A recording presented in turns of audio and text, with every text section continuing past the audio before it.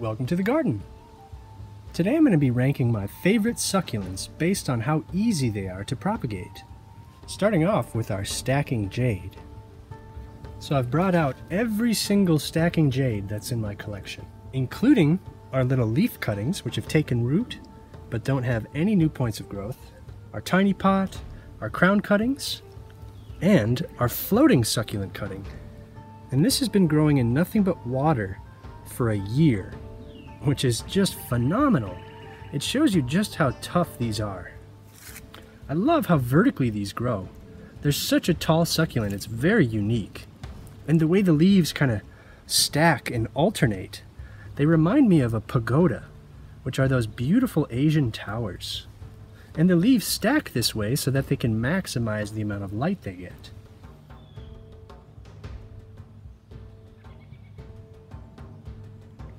But I've picked Stacking Jade as my favorite succulent because of how easy they are to propagate.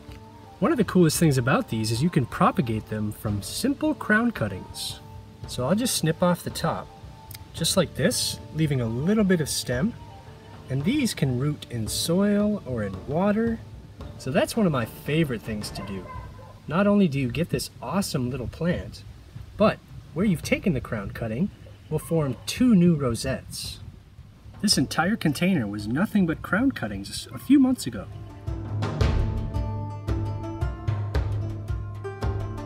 So you can see all that growth. They're now about 3 or 4 inches tall and they look beautiful.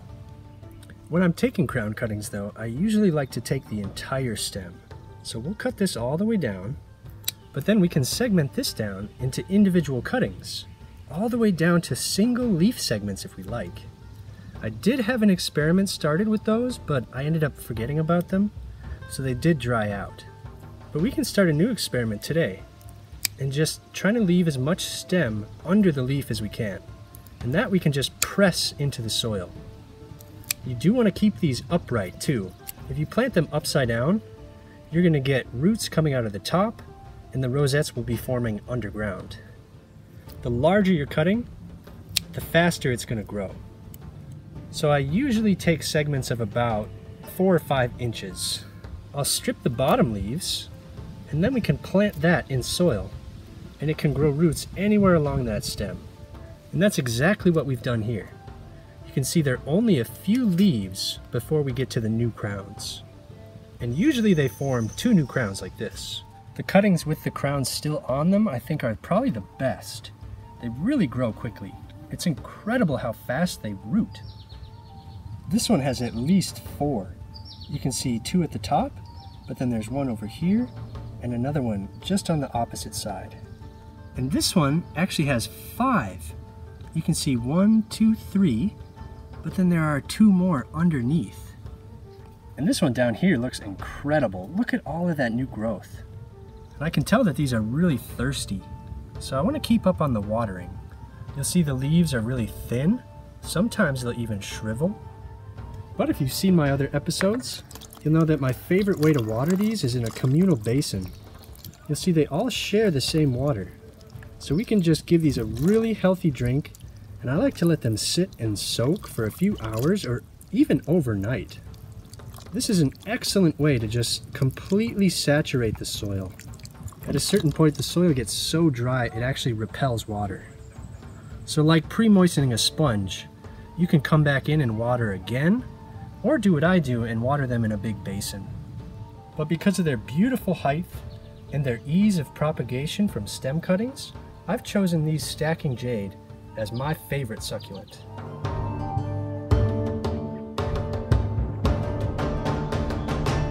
Next up, and my second favorite succulent, are these Sedum clavatum. My favorite thing about these is that beautiful pale green color. But just like our Stacking Jade, these are really easy to grow from stem cuttings. The older plants get really heavy and kind of overhang, so they actually benefit from taking cuttings. And we'll basically use the same method of just stripping down those bottom leaves so that we can bury a lot of that stem. And that's where they're going to grow those roots. And all of these were once little tiny stem cuttings. So it's incredible how many plants you can get if you just keep up on your propagation. Planting these cuttings is pretty much the same no matter what variety. We're just going to press that bare stem into the soil. So it helps to have some nice loose soil. If you like, you can pre-dig a little hole. I'll just use my scissors here for convenience. And we can even plant out our individual leaf cuttings in that same way. Unlike our stacking jade, these sedum propagate really well from leaf cuttings. It can take quite a bit of time, and you can bury this end of the leaf right where the stem was, or you can just set them out on some soil and they should grow roots. These flower every year right away in spring, so they're just gorgeous. Even when there's still snow on the ground, we get these beautiful little white flowers. So for the beautiful pale green color, and because these propagate really well from both stem cuttings and leaf cuttings, I've chosen these as my second favorite succulent. Coming in at number 3 is one of the newest additions to the succulent garden, our mini Kalanchoe. And these are very close behind our sedum. These two have beautiful flowers early in spring, but they're bright red. They're a gorgeous crimson color.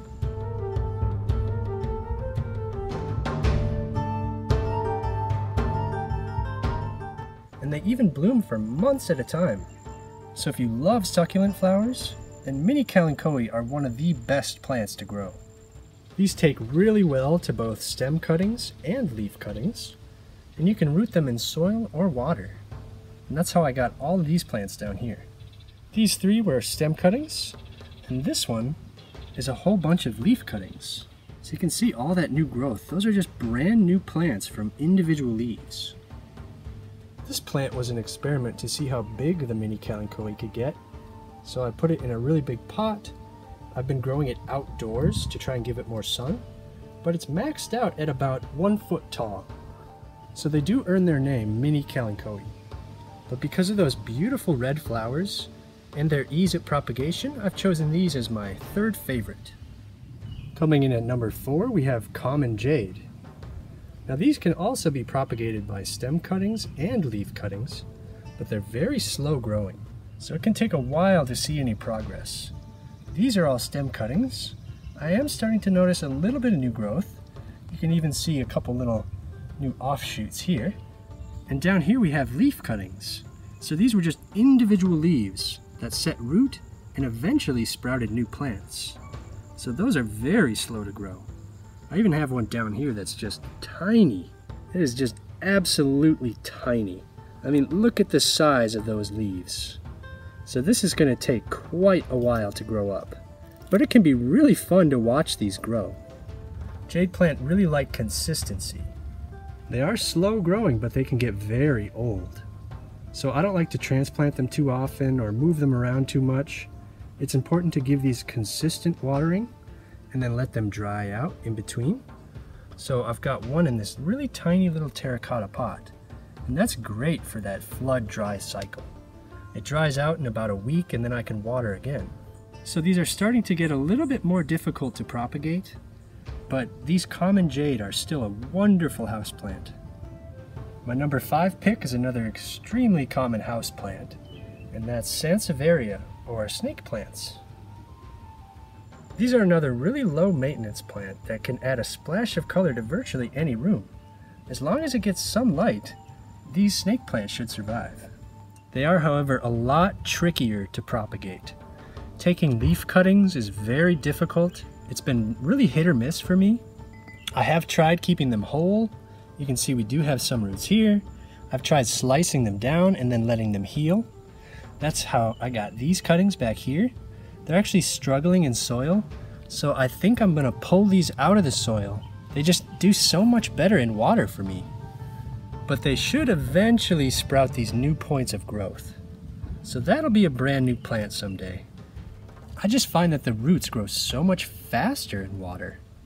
These are all fully formed in about 2 or 3 weeks, whereas in soil this would probably take a month or a year even. And you'll notice the new roots are white, and they do fade to orange as they get more mature. But I want to keep this in water as an experiment. They get the name snake plant because the young leaves especially look like little snakes. They even have this little snake tongue here, and they kind of get broad at the top like a cobra's hood. Sometimes they can bend like this, like a striking snake, and the striped patterns look like snakeskin.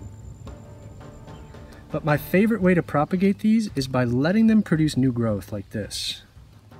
Just like our new little sproutling, they produce new leaves under the soil and pop up. So eventually we might even be able to transplant this and kind of divide it from the main plant. But a really healthy plant should produce these new pups every now and then. And I find that a lot easier than trying to propagate these from cuttings. So for all those reasons, I've picked these as my 5th favorite succulent. And last, but certainly not least, coming in at number 6, we have Aloe vera. And the reason this didn't make our top 5 is because I've never gotten these to grow from leaf cuttings. Apparently they can be propagated by leaf cuttings, but I've just never had any luck. I've tried growing them in water, in soil, in sand, and I've never gotten a single one to root. But just like our snake plants, my favorite way to propagate these is by the little pups. So a happy plant should shoot off new growth every now and then. And once those mature a bit, you can divide them off the main plant and start a whole new container. But probably the coolest thing about aloe is that it's actually useful. Most of our succulents are just decorative, but aloe, you can actually harvest. Apparently the juice is edible, but I find it to be extremely bitter. So I think it might be a certain variety of aloe that's eaten. But we can take a leaf and just squeeze out the jelly on the inside. And this is incredibly soothing on a sunburn. It's just beautiful. It's nice and cool. So these are worth growing just for the medicinal purposes. So this stuff is incredibly soothing. These do have problems with scale insects, so you have to wipe those down or treat them with pesticides. So that's another kind of issue I have with my aloe, but that's just on the smaller variety. This larger variety is pest-free and just beautiful.